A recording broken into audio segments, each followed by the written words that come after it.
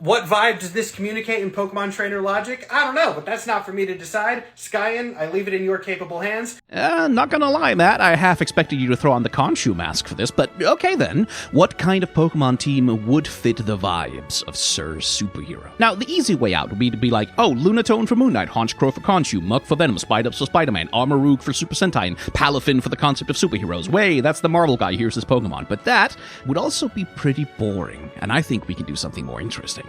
So, which of your character design features could we use to build a team from, and how? Well, our most obvious option is to go by the red and black color scheme you've got going on, including your hair. That codes for fire and dark types, maybe ghost and poison at a stretch, but that's not necessarily that interesting, so let's ignore the color a bit and go by the costuming instead. The skull jewelry and combat boots in Pokemon terms are the kinds of design features you would find on punks, rockers, guitarists, Team Yell and Team Skullgrunts, and various other Pokemon antagonists, while the long hair and glasses, well, that's really more the domain of the super nerd. But you're also wearing merch of fictional characters, which in the Pokemon world is the domain of the Pokefan and the Pokemaniac. And since you look a lot friendlier than the grunts and punks, and much less of a square than the super nerds, I think that is the direction that we're gonna go.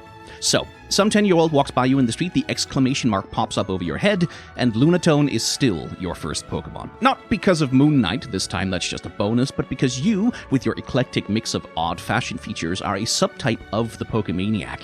A collector who runs teams of odd Pokemon with unique attributes, weird evolution criteria, and interesting lore, regardless of their types or combat ability. So, a psychic rock-type Pokemon that came from space? That's right up your alley, although you could go with Solrock or Meteor instead, if you prefer.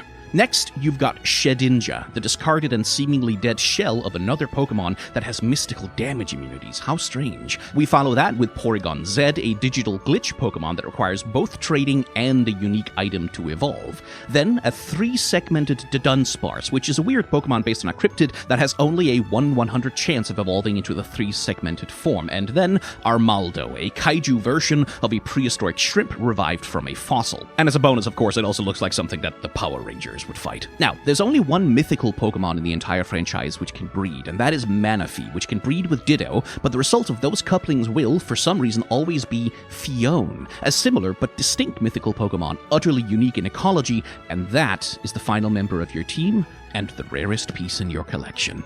Although, since we're going off of appearances, it should be noted that there is another Pokemon trainer that you share some visual traits with, and that is Silver, the rival from Gen 2. Like, seriously, you could do this guy as a closet cosplay. It would take like one trip to a thrift store. It's kinda perfect for you, actually.